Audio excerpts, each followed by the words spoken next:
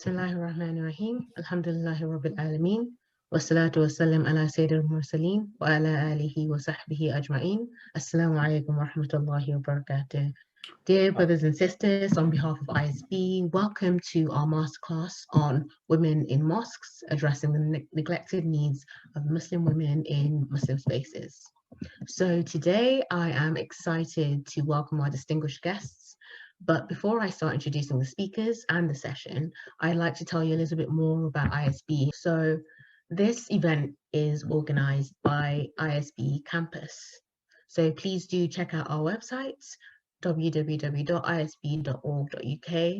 If you like what you see, please do join us. And if you'd like to know more about future events, please check that out as well.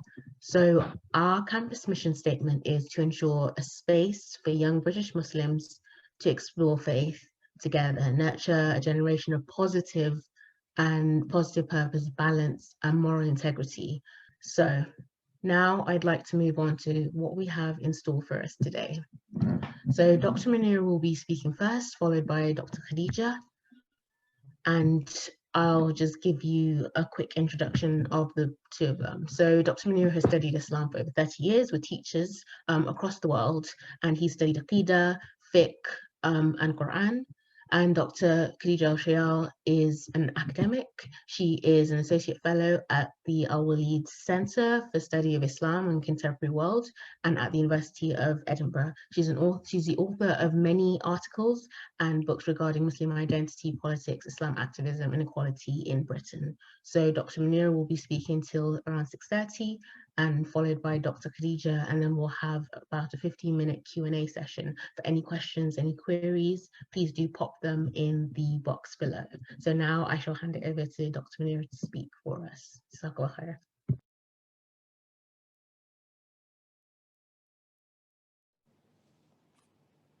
Jazakumullah khairan. Alhamdulillah Rabbil Alameen. As-salatu was-salam ala ashrafil anbiya wal mursaleen wa ala alihi wa sahbihi ajma'een, amma ba'd.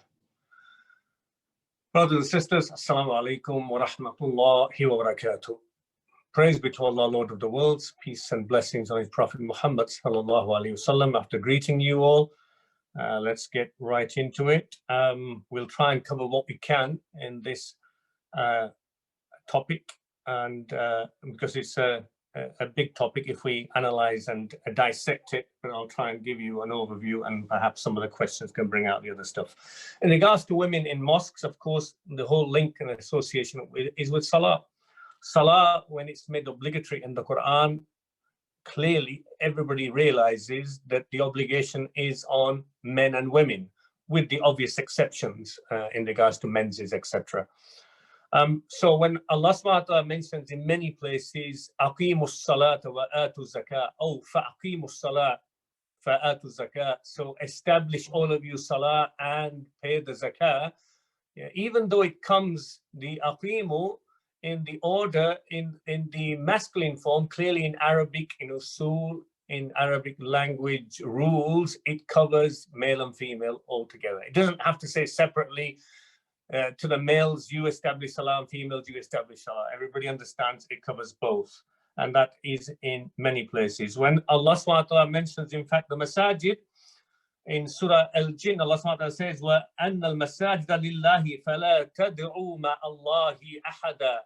And surely the mosques or the place of worship belong to Allah.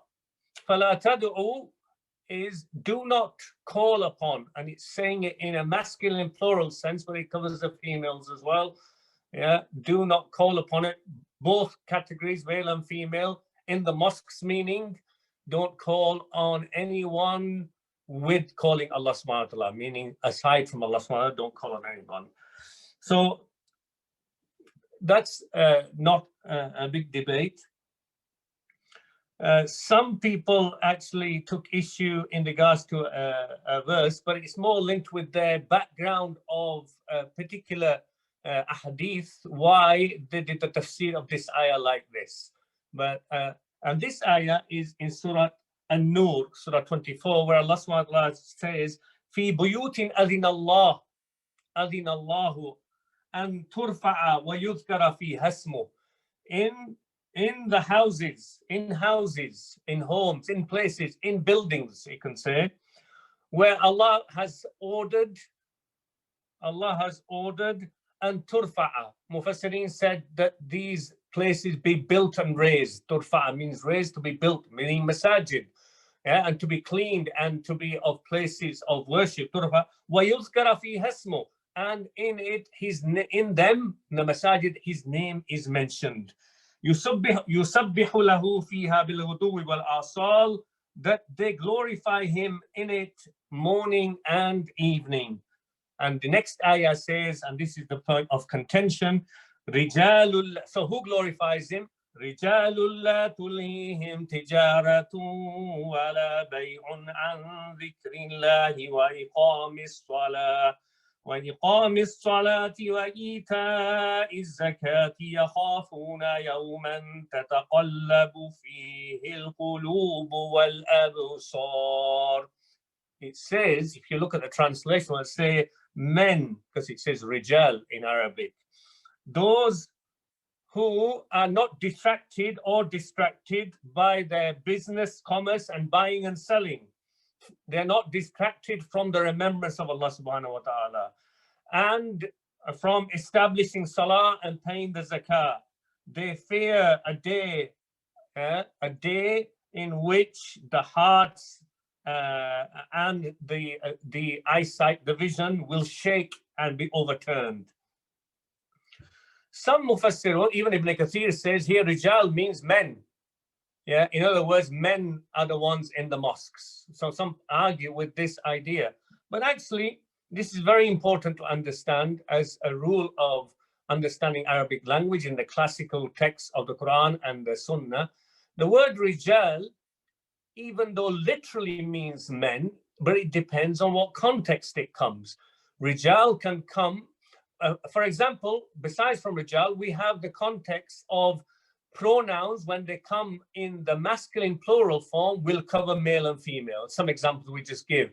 Af'al, or verbs that come in the male form, cover male and female in the singular or plural sense. It can cover both. But Rijal, many people came to the conclusion in a literalist understanding, you would say that this means just men. But actually, it's not necessary. It depends if the word Rijal comes with mentioning an-nisa or imra'atin, the opposite gender, together in a place, then it can mean separation because of the context. And otherwise, it's the context of the verse, the ayah, the sentence will also indicate to you whether this means men or whether this means people. That is also loosely how Arabic language works, that when the word Rijal is used, yeah, it's a bit like in English language classically, and people pick on it now, mankind or men will do this, but it didn't mean literally only men. It meant human beings. It meant men and women will do this. And it was used in the same way at the time of the Prophet ﷺ, at the time of revelation.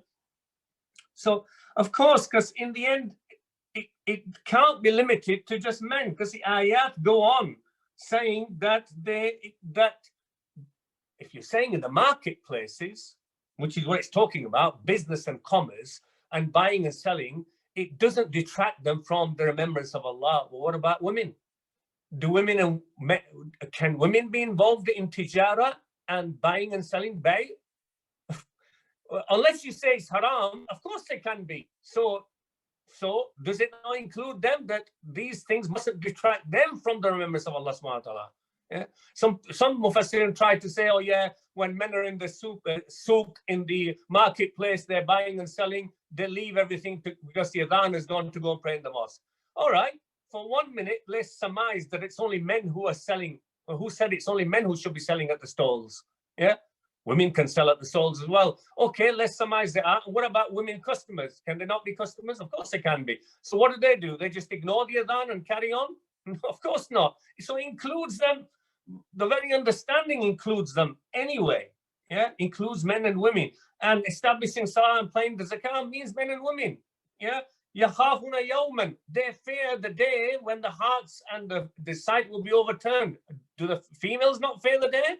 Then the ayah after that goes لِيَجْزِيَهُمُ اللَّهُ أَحْسَنَ مَا عَمِلُوا, in order that Allah can reward them.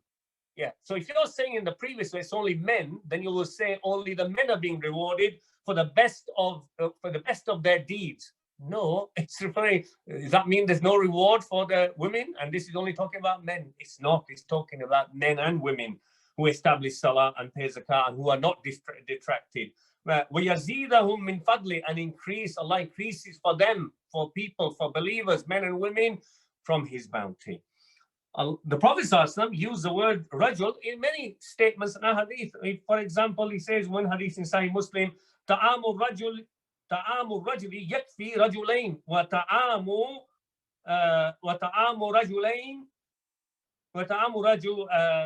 yakfi arba'ati rajul. And the hadith carries on.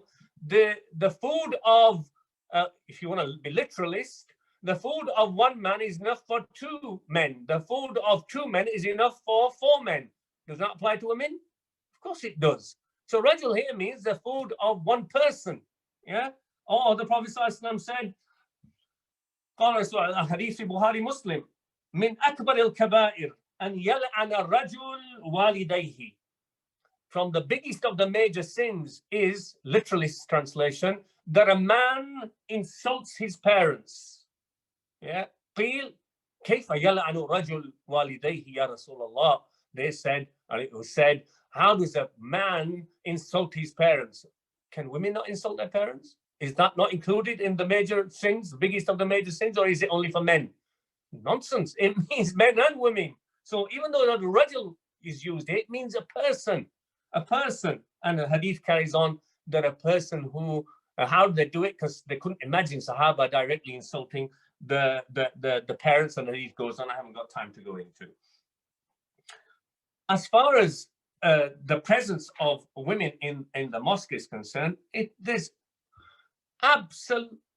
replete. The hadith authentic from Bukhari, Muslim, and others are replete with the idea of women, sahabiyat, including Ummahat al-Mu'mineen, joining in Jum'ah in the obligatory prayers in the masjid. And there are various hadith that, of course, the most famous of the hadith is from the Prophet ﷺ, where the Prophet ﷺ said, لا تمنعوا إماء الله مساجد الله وَلْيَخْرُجْنَ تَفِلَاتٍ. For example, in this hadith it says, and I'll come to, there's various versions of it, but this one from Abu Hurairah, that do not prevent the women, the female slaves of Allah. Ima Allah means the women here. Doesn't mean slaves as in slaves. It means the female slaves of Allah, as ibad is used to cover both, but specifically for the women here, Ima Allah, from the masajid of Allah. And in this hadith, it mentions a condition, and they should come out from the homes to go to the mosque, tafilat, meaning not wearing perfume that is attractive kind of perfume to draw the attention in the masjid. Why? Because actually they were in the same hall as the men. And the Prophet ﷺ saying in a hadith that the best of the sufuf, or the rows for the men, are the ones near the front. Yeah. And when he says the shar, it doesn't mean worse in the sense that they are sinning. Yeah. Meaning they're not the best, the ones that are towards the back, encouraging coming to the front. And the best of the rows of the women are those at the back, meaning they start making their rows from the back of the same hall, without any curtain, without any walls in between. They're not in a separate hall, in exactly the same hall. Yeah. And the and opposite to that is the ones at the front. So shar doesn't mean here that they are committing a sin and they're the worst people. By no means. Because when the mosque filled up, what's going to happen? And it did at the time of the Prophet ﷺ as well. The sahabiyat would be right behind, the female sahaba would be right behind, who were in their front rows, would be right behind the sahaba who were just in front of them. Yeah, as it fills up that way. So they're not doing any sin or committing evil by being there. The Prophet is just encouraging starting by that statement. He's encouraging starting when you come in the mosque as men to start the rows from the front, and when you come in as women to start filling the rows from the back. That's the adab and context of this hadith of the Prophet ﷺ. Of course, he needed to say that because they were in the same hall, and you have other ahadith. I mentioned the condition of the other ahadith mentioned about the most famous is from Abdullah ibn Umar radiallahu anhu. We've already had one from Abu Hurairah where he mentions about not wearing perfume. Most famous one is from Abdullah ibn Umar saying, "La tamna'u ima Allahi masajid Allah." Yeah. Do not, meaning do not stop your women, the female slaves of Allah, from the masjid, from the masajid of Allah. This hadith has also been reported in various chains, in various books, Ahmad, Abu Dawud, Ibn Khuzaymah, Al-Bayhaqi. Interesting that these ones I'm going to mention now are not in Bukhari, Muslim. Yeah, doesn't mean there's no authentic hadith in Ibn Khuzaymah and Ahmad which are not in Bukhari, Muslim, and Abu Dawud. No, it doesn't mean that. But it's interesting, yeah, and the reason you can see why they didn't include them. For example, there are various hadith from various Sahaba. Salama, one of them, where, for example, it says, Khayru, that the Prophet says, Salama saying, Khayru masajid in-nisa qa'ru buyutihinna. The best of the masjids for the women are a dark, small room in their homes or in their houses. And another one which makes it that the best is a small private room, which is better than the courtyard, which is better than the main large room in the building, yeah, which is better than her going out for the prayer to the mosque. This is all from Salama. Another one from al-Mu'minin Aisha radiallahu anha, which is mentioned by Al-Bayhaqi, has the same comparison of a private room being better than a larger room, and that being better than the courtyard, which is better than the masjid, etc.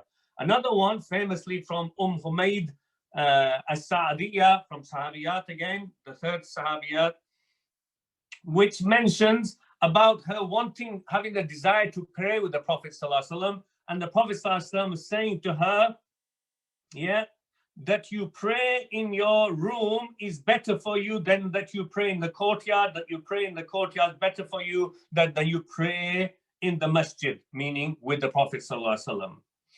So,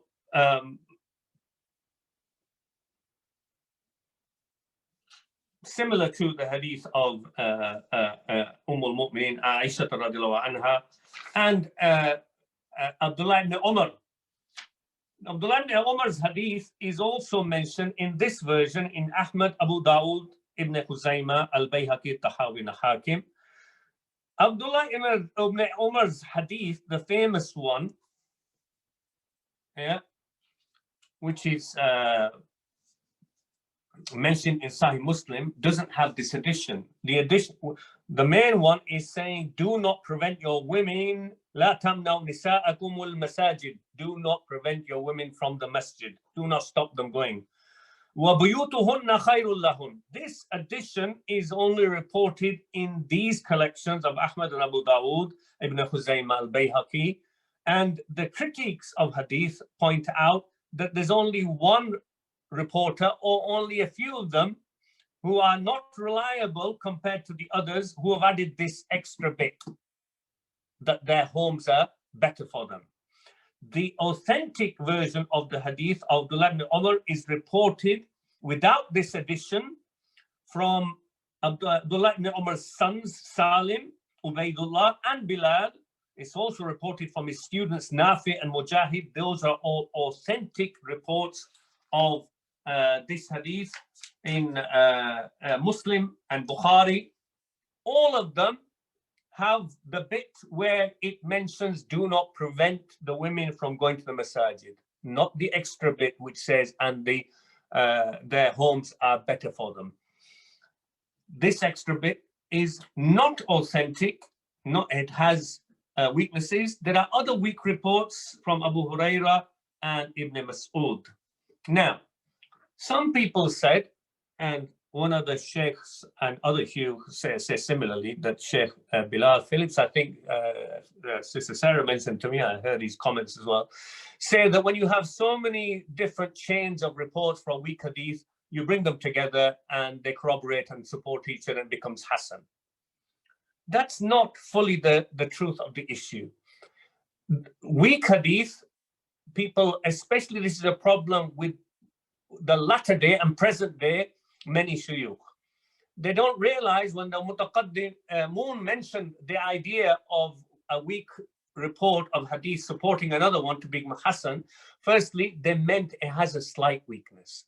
So nowadays people take, because there's lots of chains, these ahadith which I mentioned, all of them are very weak, and there's more than one problem in the chain.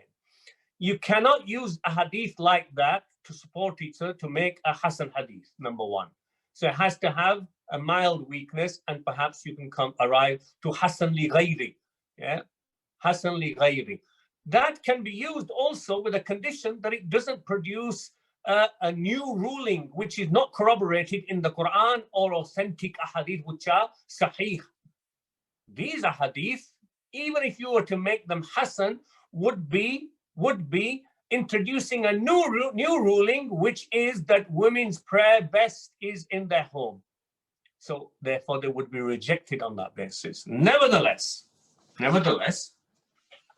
it is true that the majority of ulama of the madhahib took these ahadith, yeah, and took them and made rulings on them, on these ahadith, which nevertheless, notice from the madhahib, therefore, from the Hanafiya, Hanabila, Shafi'iyya, Malikiyya, nobody could prevent any women from coming to the mosque to pray, and they didn't. The classical madhahib opinions up till this day, some latter day Hanafiya have taken liberties with the idea, but actually the Hanafi position and all that, they never said it is haram for a woman therefore to come to the masjid. They still follow the part which the Prophet said, don't stop your women from coming to the masjid. It's just that they put a lot of conditions, and some of them, with the greatest of respect to the ulama and madhahib, and I always have that. But madhahib and the followers and the teachers are human beings. They're not Allah and His Messenger. In the end, if we look at it, then, for example, Abu Hanifa put the condition that it's disliked for the young women to come to Jama'ah. Dislike, makruh, he said. Yeah, makruh. He couldn't say haram. And it is fine for the old woman to come out to pray in the mosque, but Abu Hanifa's opinion, she could only do that for Maghrib, Fajr, and Isha because it was dark. His immediate two students, Abu Yusuf and Muhammad ibn al-Shaybani, Ibn al-Hasan, their opinion was that the old women can come to all of the prayers, all of the prayers. So the idea, and actually the others as well, yeah, Malikiya were probably the easiest with it, but so were Shafi'i and Hanbala. They were okay. But generally, they all focused around the idea of a woman being pretty, not just being young, pretty, or having an appearance of young, even if she was old. They disliked for her to come to the mosque, which I found really no basis from the Quran, no basis from the Prophet ﷺ. So I'm afraid, with the greatest respect for the, I find it preposterous and actually impractical. It would mean actually that the women who came to the mosque must have thought themselves as ugly. Or somebody would have to stand at the mosque from the men and decide, right, that one's a pretty one, go back home, makruh for you, you don't look so pretty, it's all right, you can come in, you can pray. That's the only way you're going to implement that. Or some woman looks in the mirror and she decides for herself, I'm not very pretty, so I'll go to the mosque. What kind of nonsense? That's the conclusion of what they're saying. Yeah. So I'm afraid I have to disagree with it, because it has no basis from the Prophet ﷺ. Prophet ﷺ made a general statement, and actually, the Prophet ﷺ, I can understand why he said it like that, actually, because he knew it was the men who were going to try and put obstacles in the way for women to come to the mosque. He even said, when she asked permission, and the word istizan is used, it's not permission like a child asking permission. It's like the husband being there and the wife going to the mosque, that when she informs you she's going, do not stop her. Yeah, do not stop her. The Prophet ﷺ directly to the man. Yeah, do not deny her. In other words, you have to agree with her. So ulama then have this debate and agreement, discussion of whether it's obligatory for the man to say yes or whether it is highly recommended. Running out of time. So that thing about the Prophet ﷺ, you can see what he was trying to do, and you knew where the men were going to go. Yeah, and they went on very early on. I mean, you're talking about Abu Hanifa, who died 150 after Hijrah. Yeah, so very early on. And some of them hold on to the statement of Ummul Mu'mineen, with the greatest of love and respect to our mother of the believers, who was the greatest of scholars, saying, had, using the word she used, low. You want me to stop? Low, saying, لو رأى رسول الله صلى الله عليه وسلم ما أحدثت النساء لمنعهن المساجد. Had the Prophet ﷺ, she said, seen what new things the women are doing, he would have prevented them from the masajid. So nevertheless, that is her ijtihad and opinion, and she didn't stop any women from going to the masjid. It was a statement she made, which is authentically mentioned in Bukhari Muslim. It's true. Sahaba and Sahabiyat, Abdullah ibn Masud had his own opinion. That is authentic to him. He was very strict in regards to women even coming out of the house, never mind going to the masjid. Yeah, as far as he was concerned, women should stay inside all their lives whenever they come out of the house. It is a true statement to Abdullah ibn Masud, with the greatest of love and respect for Abdullah ibn Masud, radiallahu anhu, yeah, who said that when women come out of the house, however they come, whether they come with niqab dress, shaitan welcomes them. That was his opinion. That's his statement. Sometimes pushed on as though it was a statement of the Prophet ﷺ, which is not. You know what? In the end, the fuqaha is used. They said in our time, in our context, one aspect was the good-looking woman, which is a big problem for me. The other aspect, they said, oh, there's a lot of fusaq around, yeah, badly behaving Muslims, and they're going to tease, and it'll cause they cause a fitna for the women. Yeah, so they were doing that, making it makruh out of their context, out of security and safety for the women. So if your situation changes, and we have a situation now in Britain, for example, women go in the car to the mosque. Yeah, time's up. Fine, I'll stop there. Jazakallah khairan for that. I'm sure, like many, appreciated many clarifications being made. We have a lot of questions. Don't worry, we are saving them for the end, so they will be answered. Now I want to hand it over to Dr. Khadija. Assalamualaikum. Can you hear me okay, firstly? Yeah. Okay, great. Well, thank you. Firstly, I want to say thank you to Dr. Munir for that really engaging presentation. I think it's always important to sort of look at the sources and the evidence when understanding some of the dilemmas that we face today. I think just to start off and really make clear what it is that I'll be looking at. So I'm not going to touch on any fiqh issues. Obviously, that's not my area of expertise at all. I'm going to be looking at the issue of mosques in society. And what I mean by that is try to understand or to illustrate a bit about the historical background to why we're at where we are in terms of the landscape of mosques in the UK. And some of the sociological realities that our communities face in terms of how inclusive or exclusive mosques are. And before I start, I wanted to put out a question to the attendees. I'm not sure if people are able to unmute or or put their hands up first, or maybe put it into the chat. I don't know, Amina, maybe you can advise.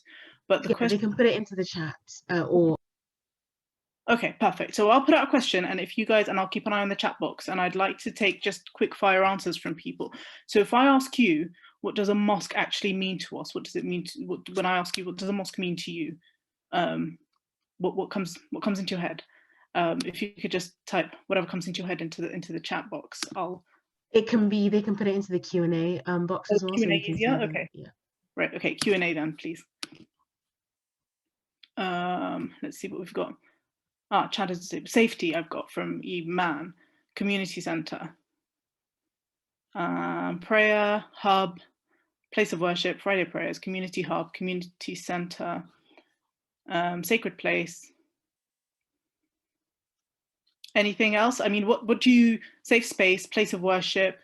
So community center, community hub is coming up a lot. Safe space, sacred place. So yeah, safety. This is really a man's club. Okay, that's very interesting. Place to connect with Allah and other Muslims. A place where we fulfill our responsibility. Place of refuge, men's zone, house of Allah. Okay, fantastic. That's great. There's some overlap with what people are saying. I can get some, there are a few strands that are coming out of that. One of them is that people look to a mosque as a place of sanctuary and a place of safety. People look to it as somewhere where they connect with other people, in terms of it being a community hub, connect with their faith and their spirituality. And there's obviously a bit of a few comments that speak to the fact that people feel excluded in one way or another, and I take that from people saying that it's a men's club, so that obviously means it's not, or a men's zone, it's not open to people who aren't men, or they're excluded in one way or another. Someone said something like, so Hafsa's saying it's become something else. So there's a sense that the role and or the function of a mosque is shifting, or it's adapting, or it's changing, or it's not what it used to be, maybe. So if we bear all of that in mind, I think what I want to take us back a little bit historically to think about our Muslim communities in the UK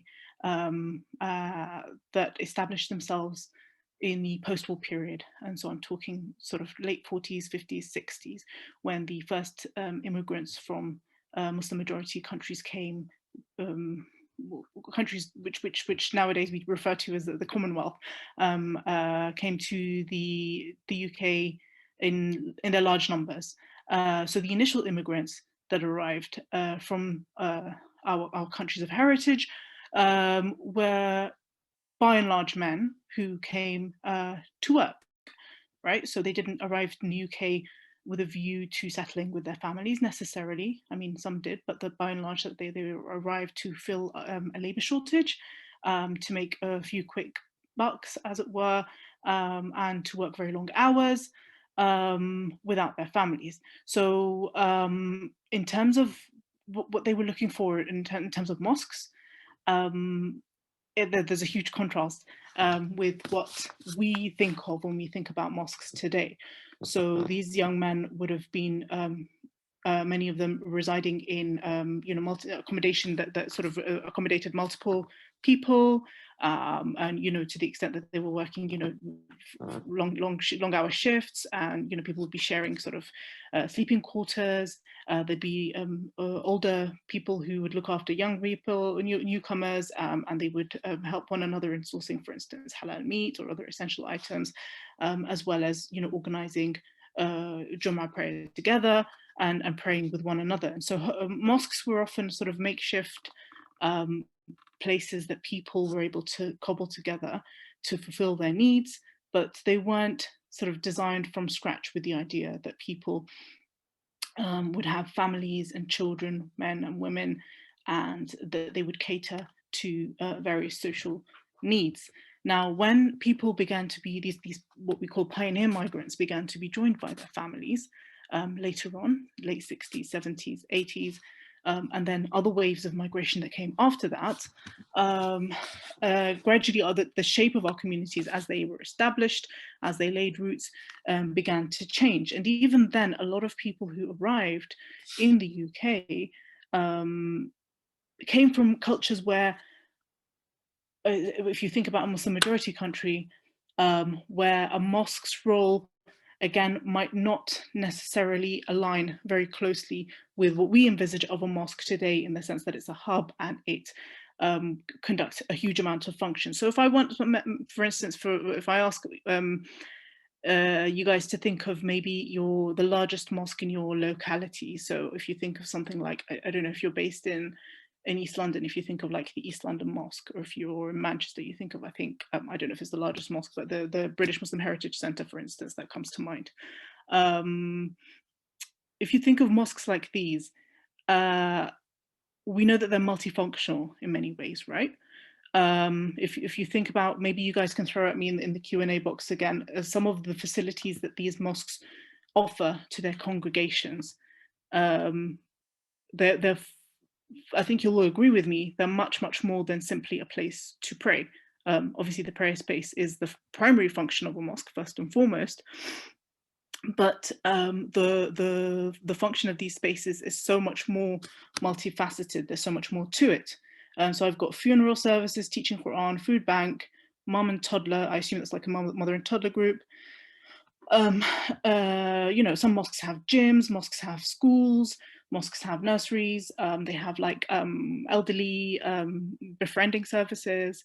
They do a lot more than simply provide people a place to pray. So often when we talk about the place of women in mosques, if we think historically, we think about how our mosques sort of evolved and developed in communities where women firstly didn't necessarily exist in huge numbers, and then when they did arrive, they're coming from cultures where attendance, you know, prayer tended to be conducted at home, right? It's not about whether it's acceptable or unacceptable from a perspective. That was just the norm. That was the urf, as people say in Arabic, right? That people used to pray at home.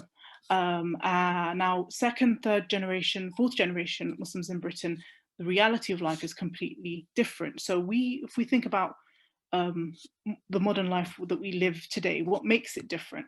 Now, some things that come to mind when we try to analyze that are things that don't necessarily, they're not exclusive to Muslim communities. They're things that we all experience. We live, you know, we live in our nuclear families. We don't live in communities where people necessarily have access to sort of support from extended families or from their neighborhoods, where people have intimate relationships with their neighborhoods, where people offer support to one another.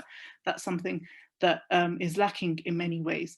So many of the support roles that people would have had in their communities, for instance, we talked about, for instance, childcare being offered at mosques, elderly befriending food banks, all of these things might have happened in other circumstances outside of a mosque. But our mosques have become hubs for that, and mosques aren't exclusive in this. If you look at other faiths, if you look at churches, if you look at temples, synagogues, all of these places of worship, to some extent, offer these services to their communities because they have become hubs in that sense. So if we talk about, you know, whether or not women can be involved in this, I mean, even posing the question, it seems ridiculous, because firstly, the fact of the matter is that women are involved in these things, and not only that, they often lead them, and they often, you know, initiate them and take on, you know, the bulk of the role for these things, often without necessarily being given recognition or support. Often against, you know, they do this in the face of very serious hurdles. So that's. So that's one thing. Obviously, I mean, you know, the facts are not, you know, there for us to see. If you think of any one of these services, we all know women who run these kinds of things, whether or not they're acknowledged by their communities. But also,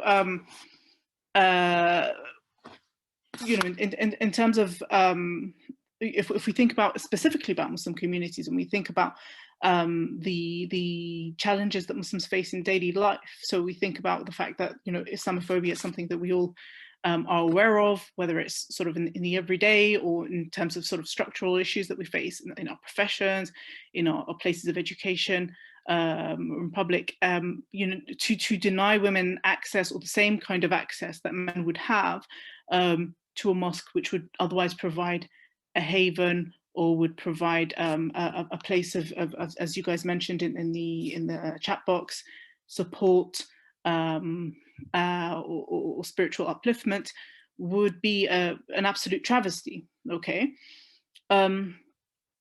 So I mean, we've established that mosques aren't simply a place for prayer. And we've established that the reality of even asking this question of should women be allowed, or to what extent should they be allowed in, is almost, well, it seems like a ridiculous question to be asking from a practical sociological sense, because the reality belies that reality is that they are involved, whether people like it or not. But actually what we come to is a very sensitive sometimes issue of basically what boils down to power relations. So we all know this sort of typical stereotypical image of a mosque committee. When I say mosque committee, what comes into your mind? Put that into the Q&A, guys. Anyone? It's disappeared. No, I'm not seeing people's comments. Okay. Old men. Okay, great. Oh, it's all coming. Okay. Lots of tea, all men, men organizing Ramadan, Asian community, elders, men. Okay, there is a lot of agreement in terms of the response. Freemason. Okay, that's interesting. So people are generally saying old men, Asian men, cups of tea. So it's like an old gentleman's club, basically. That's what comes into to people's minds. So when we move to talk about governance in mosques, given that so much of the work within mosques is carried out by women, and that in reality they're not excluded, because they take on their roles and they are dedicated to their communities, whether or not their communities want to give them that space. How can we think about governance, acknowledging that, reflecting that, and actually appreciating that that bringing women's voices on can only enrich and improve the services that a mosque offers, and really sort of be much truer to the mission of a mosque. So I know that some Muslim organizations, for instance, talk about co-opting women into their committees, for instance, or setting a quota for women's inclusion. Does that, the question that raises is what does that do? Does that sort of does that create a bit of balance for a while? Or does it, I mean, does it solve the problem in the long term, or is it something that's more of a short-term solution? These are things that people need to think about sort of within their communities and raise and discuss, and a lot of that comes down to who the actual individuals are and what they have to offer, and what change can look like when it's being brought about. But other aspects of inclusion that I think people need to think about when they think about how mosques can be opened up and made more accessible to people, not just women, but there are so many demographics of people that that are excluded or marginalized from the experience of being involved in mosques. So young people obviously comes to mind, but also people who are disabled, for instance, or people who are new to the faith, or people from certain ethnicities and certain communities. So when we think about what this inclusion looks like, we want to think about, for instance, the architecture of mosques. So I talked about people who are disabled, for instance. I know one of the mosques local to me has this unbelievable, very windy staircase that goes, very narrow, very windy, steep staircase that goes all the way up to the women's section. And I think it's about 3 or 4 flights that you've got to walk up.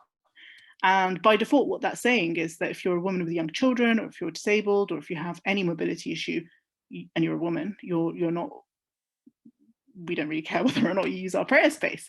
And so these are things we need to think about. Again, when we're sort of looking at planning, organizing our mosques, and looking into the long term.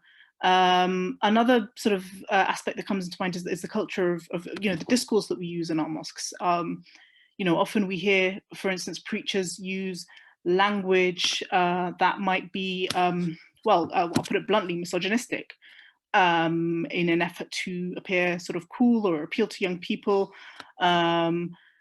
or make a joke.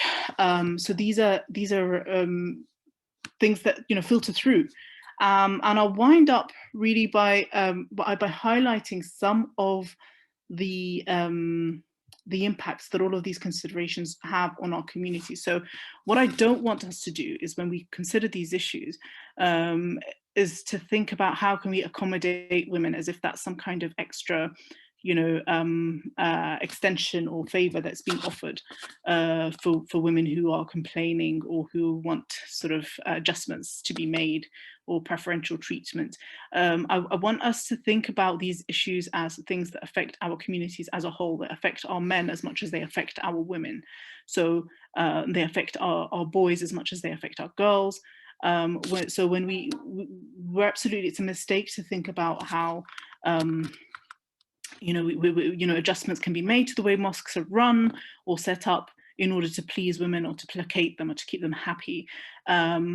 You know, I want to highlight, for instance, that, you know, I'm well aware of young women who have grown in our communities, and young men, to be frank, carrying, I mean, there's no other word for it, but trauma, basically, after having seen the way that their mothers, their aunts, their grandparents are being treated. You know, if you think about young boys who see, like, who, for instance, attend the mosque with their mother, and they're told that they can go to the men's section, but the mother has to go to a dingy sort of basement that's full of mold, or, you know, with no window or whatever. What does that say to this young person? What does that say to this young boy, that he's being given access to, you know, a perfectly clean, spacious, you know, inviting hall, whereas his mother's sort of relegated to a dungeon? You know, what does that, what kind of attitudes are we ingraining in our communities? So there is a trauma with that, but there's also, we also have to think about what it does in terms of shaping people's perspectives, how they treat one another outside of mosque spaces as well. And there's a dissonance there as well when you think about young women who, for instance, in their education system, are told constantly, you can achieve everything, you can achieve anything you put your mind to, you should be ambitious, you can change the world, and they go to the mosque and they're completely constrained, whether it's because of the discourse that's used, or because of the architecture, or because of the setup, or because of the fact that they're excluded from decision making. So there's this internalization that people have of a second class status, but also at the same time, you know, the fact that it pushes people away. And, you know, the facts are there again for us to see that there are so many collectives of young people who absolutely understandably, even though they want to hold on very much to their faith, which is very hugely commendable, but absolutely understandably seek to organize themselves outside of mosque spaces and find that, you know, actually I'd rather pray a jama'ah with my friends somewhere where I'm comfortable, rather than pray it where I'm made to constantly feel like I'm second class, or whether I don't belong, or whether I have to second guess whether I'll even be allowed in. So the impacts of excluding women from mosques are just, you know, tremendous, a tremendous burden for our communities to bear. And I think that was also something I wanted to highlight. So yeah, I'll stop there. I think there are a few questions. I haven't had a chance to keep up with the Q&A, but I'll stop there for now. I think if That's fine. That's perfectly fine. We'll cover the Q&A in like a minute or so. So that's perfectly okay. So yeah, so Jazakallah khairan, I think you made some really important points, especially regarding accessibility in our masjids and attitudes we sort of ingrain in our communities and young people. And Jazakallah khairan to the both of you actually for tackling this important topic with such detail. So with Dr. Munira, we discussed the development of mosques, the fiqh side of the topic, as well as taking us through how women in masjids were seen during the Prophet ﷺ's time. And with Dr. Khadija, we've been addressing our current social landscape, the role masjids play in our community now, sort of leadership opportunities, access and support for women, and certain realities we are experiencing. So without further ado, I'll just open up the Q&A and we'll start with questions for Dr. Munira actually. So the first question actually is, which verses are these? Could you please ask Dr. Munira if he would be able to pass on the Quranic references? Also, lots of people are asking if the references for the hadith could be shared and which is authentic or weak. So we'll start with that one. Well, on that, if you want me to answer that, that could take half an hour itself, which is authentic, which is weak. I tried to point out some of the weak ones. And I've, in summary, I've said that any of the ones which mention the prayer of the woman being better at home, yeah, all of those ahadith are weak. All the ones mentioning don't prevent your women from attending, or don't prevent the slaves of Allah attending the masajid, those are all authentic, yeah, and they're in Bukhari, Muslim, and others, Ahmad, Abu Dawud. Some of the Quranic ayat I mentioned earlier on was one was about the masajid of Allah being calling upon none but Allah, or don't call anybody aside from Allah, is in Surah Al-Jinn, around the middle of Surah Jinn. I haven't got the exact reference for it. And the one that mentions about the men, but I believe meaning people, remembering Allah in mosques and their commerce and their buying a sign, not detracting them, is Surah An-Nur, Surah 24. I'll see if I can quickly find it for you. I want to say one or two things just in summary, which are more important than just giving you references, which you can find yourself.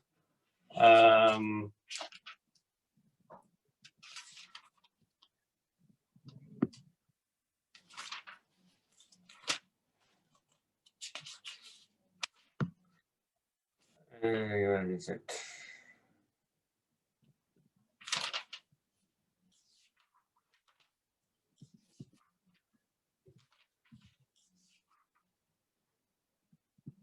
Yeah, there it is. Surah 24, verses 36, 37, and 38. Okay. So, Brothers and sisters, yeah. This issue of the masajid, can you believe I was dealing with this issue 30 years ago with the same frustration? I heard the same stories, sadly, now than I heard 30 years ago, and we're dealing with this. Things have changed a little bit, where women, converts or otherwise, are out and about, either traveling, and the time for prayer comes, and they go to the masjid, and the door is opened by the caretaker and say they want to pray, otherwise they're going to lose their prayer, actually, and they are turned away. And it's raining outside or snowing and freezing, and they're travelers, or the husband's allowed in to pray and she's not allowed. She has to wait outside. She's actually got no place to even wait. Exactly. So I know stories where our sisters have gone to a church to go and pray, or a Sikh or Hindu shop to go and pray. And I said at that time, 30 years ago, many times, it's a disgrace and a shame. This is unforgivable. This is not based on any madhab. Not a madhab, including the Hanafi, and most of the mosques are Hanafis, say, even the ones that say it is disliked for women to come who are young, who are good looking, they still allow some women to come. In other words, there must be a prayer place in every masjid for the women. I think it's absolutely preposterous. They are going against Allah, those who haven't provided in a mosque a place for women to pray, just as good as the place for the men. They are going against Allah's messenger. And they should be afraid of what they're going to answer to Allah subhanahu wa ta'ala, because Allah subhanahu wa ta'ala deals very severely for those وَمَنْ أَظْلَمُ مِمَّنْ مَنَعَ مَسَاجِدَ اللَّهِ أَنْ يُذْكَرَ فِيهَا اسْمُهُ. Yeah, who is more wrongdoing? What is more wrongful than someone preventing people praying? Yeah, remembering Allah in the masajid. Yeah, so they're preventing women. And this, I believe, this is, despite following the madhahib, which I still have an issue with, to actually not provide a place, I think, as I said very strongly and clearly, is against Allah and His Messenger. And I believe a place, a mosque in this country that doesn't have a prayer place for women should be reported to the government. That's what I believe, how strongly I believe about it. I'm not going to mince my words, because I think they have a right Islamically to have a place to pray in, and they certainly have a right on top of that. So even government, if people are not changing, then bringing the law, and I said that 25, 30 years ago. That's sad if it's going to come to that. Things have changed. I can show you committees, and I've been involved with them in mosque where there's women and men being involved, young and old being involved, all right? There have changes. But you know, one of the problems is our own sisters themselves, because our own sisters themselves have got this idea that mosque is not the place for us to pray. It's better that I go and pray at home. I've seen sisters who are actually having meetings in the mosque, or they're running a madrasa, and they're having a circle, and the adhan goes and the salah is going on. I've been the imam of Maghrib and Isha, and the sisters carry on talking downstairs. They can hear and do not join the salah. This is preposterous from the sisters. And I told them off, actually. I went down and I said, what are you actually following? Can you imagine that happening at the time of the Prophet ﷺ? Sahabiyat were always present in all the salahs. Even Ummahat al-Mu'mineen, for who screening came specifically for them. They were treated by the Quran not like other women. Even they attended, like Aisha, they attended the masjid for salah. Yeah, and a screening was more strict for them. Yeah, more strict for them. The ulama tried to use, many classical ulama, and present day go further, tried to use the Quranic verse in Surah Al-Ahzab, Surah 33, verse 32, and you have to look at the ayahs on either side of it, saying, وَقَدْنَا فِي بُيُوتِكُنَّ, and stay in your homes. Yeah. They said, oh, because they try and say, and that was the opinion of Abdullah ibn Masud, and perhaps that affected many ulama from that time, that women should stay at home. They believe women should be coming out anyway, unless it's a dire need. So they don't want them to come to the mosque. Now, look at the society. We have here in this country, women go out to work. Women go out as teachers. Women taking their children out. Yeah, women involved in business, in commerce, going out shopping. Are they not? Right? So now we try and apply the same situation from the classical scholars who actually want the women banned from coming out and say, don't come to the mosque. So we can go everywhere else, the women. They go shopping, and our sisters, Jummah's going on and they're going shopping to the mall. What's that? What's that? I believe, therefore, it is not makruh for women to attend the mosque. I believe it is sunnah mu'akkada, highly recommended for the men, but some leniency given to the women because how Islam views there may be on menses, maybe children at home, etc. Right? But it is mustahab, recommended nevertheless for women to come and get the 27. The classical ulama, they don't want the woman to come to the mosque. They say makruh, and some of them actually say it's actually not allowed for women to pray in jama'ah with women at home. So she can't they're actually preventing her get the 25 times more reward. She can't do it this way by coming to the mosque, and she can't do it at home. What a joke. It's an absolute travesty. Yeah. And in regards to those ahadith being weak, I'm not the only one. My teachers, Sheikh Abdullah Al-Juday, Sheikh Akram Nadwi, some of you will know, it is their opinion these ahadith are weak, as was the opinion of classical scholar Ibn Hazm from the Zahri school, and he was right. So the issue is a big issue, and I find it still people not really, and our sisters need to actually learn. And sometimes brothers and sisters, we are talking amongst each other. We're talking the converted. In our mosque we have a mosque committee of brothers and sisters, and my views I mentioned in the mosque. There are many mosques in this area who don't even see us as a proper mosque because we have women on the committee. They've said it to the chairperson. Oh, you're not a proper mosque. I hear you've got women on the committee. You'd be shocked. Wow. Yeah, so we've actually, alhamdulillah, been involved and brought that in the last 20 years, but it's taken time. Yeah, you have to work along with the people. And some of those old people that you are on the committee are very necessary because they are actually promoting the views that I'm mentioning here gradually. And the people will listen to them because it's a gradual. If you suddenly put a lot of young people, brothers and sisters on the committee, the community, you're going to lose them. They're going to say, who are these people? We're not going to listen to what they say. It's a process of education. Yes, yeah, it is. Anyway. It is. It is. We actually have another question for you, actually. We have quite a few questions.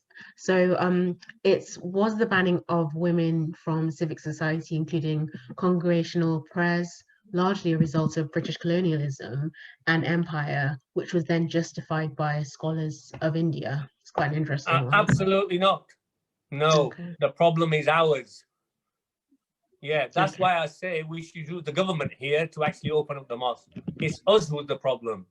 Yeah. Course, yeah. And the problem started very early on, sadly, by the comment of al-Mu'mineen, radiyallahu anha, her comment. But al-Mu'mineen, some people have got the idea, and there's some false stories going around that she actually prevented women from going to the mosque. It's not true. It's false. She made that statement, but she didn't have the power to overrule Allah and His Messenger.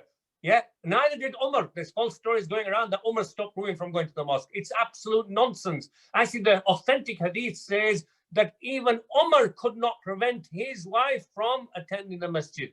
Yeah, the authentic hadith. And his wife is being asked, yeah, why do you go when you know Umar doesn't like it?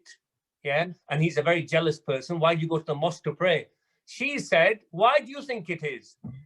Yeah, and then this conversation in the authentic hadith mentioned, because Umar knows that the Prophet ﷺ said, gave an order, do not stop. That's why Umar can't do anything about it. He can't be, the Prophet ﷺ cannot be overruled. Yeah, and all the madhahib, when they say makruh, they were very careful. They can't say haram.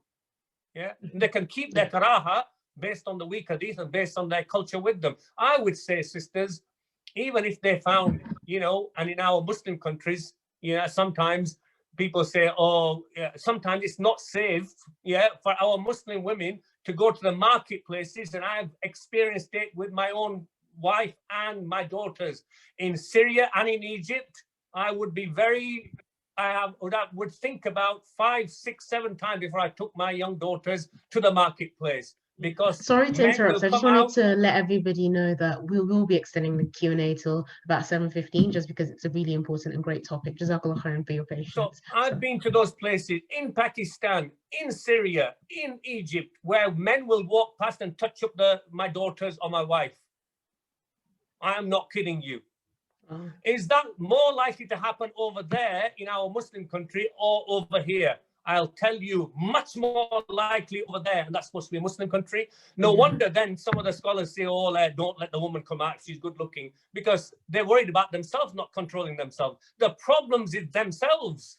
Yeah. So if that's not the case here, woman here, if somebody makes some dirty comments to a woman here, she can report him to the police straight away. Yeah, you're going out in a car to go and pray to the masjid. Yeah, and masjid is supposed to be a place of security, not for men to be eyeing up women because they come to the masjid, isn't it? Is it? So if a problem is with the men, then you don't, and there's a tendency in our culture to blame the woman, actually. They blame the woman for her beauty, which Allah gave her, rather than controlling their own desires. So instead of wanting to control themselves, they say, I'll tell you what, you're beautiful, just stay at home so we don't get tested. It's absolute nonsense. Yeah, there are actually lots of comments coming from women and their terrible experiences from mosques. So we received them before and during the conversation. So it's clearly something that needs to be addressed. I have another question actually, but for Dr. Khadija. So someone is asking, is electing or selecting women on the mosque committee just a token gesture? In your opinion? I think it can be, yes. I think I've seen many situations where it has been, but not necessarily. So I think that what I wanted to highlight, I don't think I dwelt on it too much in the talk, but I think I want to highlight that it can be a solution, and that it shouldn't be the case that mosque committees exclude women, or that they're, but also just having women on mosque committees. I've seen situations where women, there is like, a huge fanfare around the first woman to be on a specific mosque committee, for instance. But when I speak to that woman, she'll tell me, about how she's not really given a voice, or she's spoken over, or she's, meetings are held at times that are inconvenient for her, and that she's excluded in other ways, right? So so I think there is a lot more to it. I don't think that is the only solution, and I think that we have to look at holistic ways of tackling these issues that are very comprehensive, that consider all the very different layers to exclusion that have accumulated over decades and have been internalized in many ways. And so that involves asking some very difficult questions of ourselves and really interrogating ourselves, and asking ourselves about things that we've become accustomed to, that we may have internalized, men and women, and really addressing what is it that's there is very little that is a sort of that's mandated in terms of the way that we run our mosques from a religious perspective. There's so much flexibility, and I think that there needs to be this sort of really honest conversation that's had, that includes and that carries everybody, all stakeholders in our communities. Jazakallah khairan for that. Another question is quite interesting, actually. So what should mosques be like in a decade from now, in 2031? And how does real change happen? What can we actually do as women to combat these issues? And what should our action points be moving forward? I don't know, it's a bit, open-ended, but I don't know what you want to say on that. Dr. Khadija, sorry. Oh, right, okay. Yeah.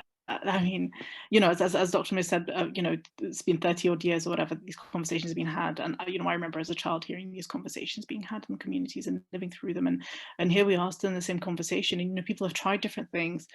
So 10 years from now, I mean, I don't know. There's a lot of factors we have to think about and consider. I think there's an ideal, which I have in my mind. I'm a parent, and I'm raising children, and I would love for them to think of a mosque as somewhere that brings warmth to their heart, that sort of makes them feel welcome. The word sanctuary that was used in some of the responses to the question I raised was something that really appeals to me, that it's somewhere that people see as a haven, somewhere where they feel safe, where they're able to ask difficult questions. I think that this comes down to the issue around culture that I raised earlier as well, that in our mosques often there is this sense, I think partly it's because of the fact that madrasas are quite closely connected to mosques, and mosques host madrasas or have hosted madrasas. The nature of education in these settings often is quite uncritical, and I think people tend to, in their minds, associate mosques with well, not censorship's a strong word, but maybe that's the word, but also not feeling comfortable sort of to ask difficult questions, to express doubts that they have. But I think mosques should be a haven for that, because we are a situation where if people can't ask difficult questions within safe spaces that we facilitate for them, then where are they going to answer those questions?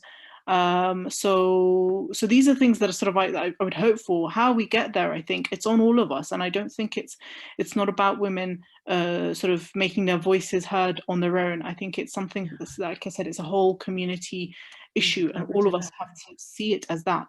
We can't see it as something that we're making specific allowances for women so that they stop bothering us. Basically, I think it's something that if we want to think about the future survival of our communities, if we want to care about our children, basically, then we need to appreciate that every single person here has a responsibility to play their role. Of course, yeah. Jazakallah khairan. So I think we have time for just one more question. So Dr. Munir, someone's asking, why do men have less rewards than women for praying at home? Why do men have less rewards than women for praying at home? Women for praying at home, yeah. Who said they have less rewards? No, listen, the idea in the end, that if you pray in jama'ah, men or women, and a jama'ah can be a husband and wife praying together. It can be a father at home leading the family in prayer. Then the reward for the salah is 25 or 27 times the reward of praying on your own, right? That 25, 27 time is still there when you go to the mosque. However, what's added to it is the khutuwat, is the effort that you make to go to the mosque. So therefore, it takes a reward to another level. because of what's extra is because it's prayer in Jama'ah, but the effort to actually get there and to come back is added to that reward. Yeah. I want to say, following on what the sister said, this is a process, brothers and sisters, and it requires involvement. If brothers and sisters, and their sisters especially, are not volunteering and getting involved, because it requires voluntary effort in the community to be involved in the mosque activities, even to suggest activities, yeah, linked with the mosque. So sisters need to come forward, yeah, as male and female need to therefore come forward, and that involvement will play a part. It's not just walking in that I'd like to be on the committee. Yeah, whether male or female walks in and say, oh, I'd like to be on the committee, I know what we in the committee will say, hop it, mate.